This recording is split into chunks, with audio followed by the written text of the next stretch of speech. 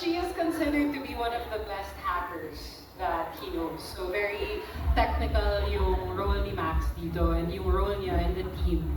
But she's also very skilled physically. Well, sorry, just wanted to set that up. But yeah, so she's the hacker of the team. And her personality, she's very, I would say she's a pretty stoic person. And she's very business is business, and that's kind of her personality.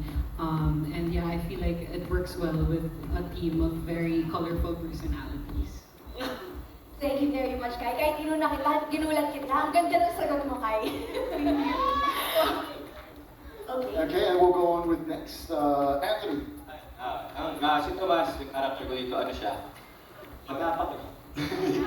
Tapos siguro, ano lang siya eh, parang mahirap lang siya. Pero, yun nga eh, kulang-kulang din siya. Pero, ayun, meron siyang tapang and, ano siya eh, hindi siya discharged soldier. Parang hindi siya graduate kasi nagkaroon ng problema. Pero, ayun, nahanap ako ng mga to. Tapos, basta panoorin, nakita. Thank you, Anthony. At ang napaka-sexy si Marcus Racalo. Hindi kasi pagdating ko dito na ano ako sa gate. Sumabit! Napunit! Yung pala yun, guys. Yung Yeah, pala. panoorin niyo po sa CCTV. Hindi ko nga din alam kung sino. Anyway, yung name ng character ko dito ay si Gabriela Rivera. And sa grupo, she's also magaling din siya sa hand-to-hand combat, tactical, yung fight. But yung specialty, yung ano niya dito, yung skill niya talaga dito, they call it the honeypot. So she infiltrates different groups. So she will be dealing with a lot of people. She's a shapeshifter-ish, and she speaks a lot of different languages. So parang the brains. She's a spy. Spy, Yeah, no? she's a spy of the group. Yes. Well, yeah, yun ang masasabi ko pa rin. Yeah. Thank you so Thank much. you, Maurice. Okay, next we have Baron. Yeah, hello. Hello. Yung character ko dito, sobrang mabuting tao. Change of role. Medyo kinailangan ako yung workshop ni na Miss Des, Sir Henry, and the team. Hindi, bumagay naman kasi sa character ko, yung pangalan niya is Miguel Texon. Ang dami niyang skills set and ang laking tulong niya doon sa grupo kasi isa po siyang napakagaling na sniper. Isa rin po ako sa medic, doktor ng team. And isa rin po akong alcoholic. Recovering alcoholic. I think natutuwa po ako kay sa Pool of Writers na Incognito na hindi lang pagdabol sa war, pati na rin yung pagdabol sa mental health and awareness na what addiction and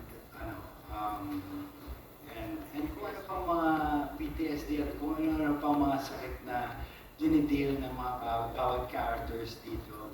So maraming matututunan ang mga manonood dito. So aside from the action, no, meron pang ibang mapupulot ang ating mga kapamilya pag nanood sila ng Incognito. That's exactly right. Okay, now let's go to Ian Veneracion. Ako naman po, ang character ko dito, ako yung pinakabunso. So si Kuya DJ at si Kuya Chard. I play the role of Greg Paterno. And he has a long history of military service, has worked overseas. And he's a tactician, he's a planner. And siya yung nakikipag-negotiate for the whole team. And then siya rin na nag-brief kung ano yung situation, ano gagawin. And yun. And pero sa sarili niya, marami rin siyang nakaraan na unresolved issues, personal issues, na hindi ko pa siguro dapat i-disclose. Pero along the way, makikita makikita rin kasi yung individual journey ng kada character. That's I think what makes it really interesting. Hindi lang siya action na pagilan mo, no? It's 7 different characters and different phases in their journey. Tapos nagtatagpo-tagpo sila. So, minsan maganda yung, minsan swak yung dynamics. Na mga minsan may tension between characters. So, it's really interesting. So may depth din yung characters nila. But ako, I also want to ask, kasi fan talaga ako ni Ian Production. We know that you fly also, di ba? You're a pilot. So magagamit niyo ba yun dito? Lahat ng skills namin, lahat siguro, nagagamit namin dito. Ooh, exciting. Very excited. Sa trailer pa lang, di ba? Thanks. That's a good teaser pa lang. All right, next we'll have Richard. Yes, ako dito si Jose Bonifacio, discharged ex-Navy SEAL, very competitive, very competent, mission-based yung objective lagi ni JB dito. Isa sa mga main objectives niya ay makabalik sa military. And I also come from a family of military men. So, exciting. Actually, And now let's have Daniel Padilla. Andres Malvar, Dugong Igorot, Makatao, at Discharged Scout Ranger. Yun ang muna. Short but sweet, oo. Pero tamang ikaw, tell us about your feelings nung natanggap niyo yung news na magiging part kayo together ulit sa isang project, you know, coming from the success you Can't Buy Me Love. Well, noong parang binasa mo na namin yung script, tapos nung nakita ko na parang, medyo may glimpse pa rin ng pagka-story. Hindi naman sobra, pero andun pa rin yung fun. So parang, sabi ko makaka-work ko ulit si Marisa. Alam ko naman na masarap katabakan si Marisa. Yung mga eksena namin talagang pumapatong-patong kasi dami namin naiisip talaga na pwede kong matutong lines na to, tapos sabayan mo ng ganito, yung mga gano'n. So parang laging nagbibigayan kami palagi sa isa. Happy ako maka-work ulit si Marisa. Ako, super happy ako na maka-work ulit si Anthony.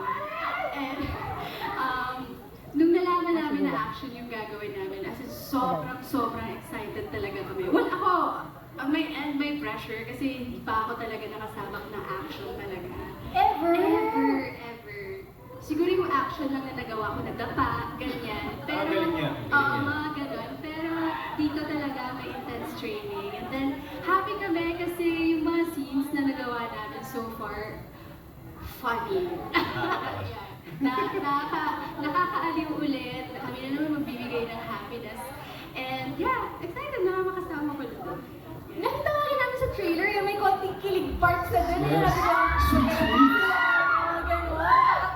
Oo, may Teaser lang yun. Teaser lang. Ano pa kaya yung mangyayari, di ba? But congratulations on this. A lot of challenges in their lives. They're at the low, nasa mababang part sila ng journey nila sa buhay.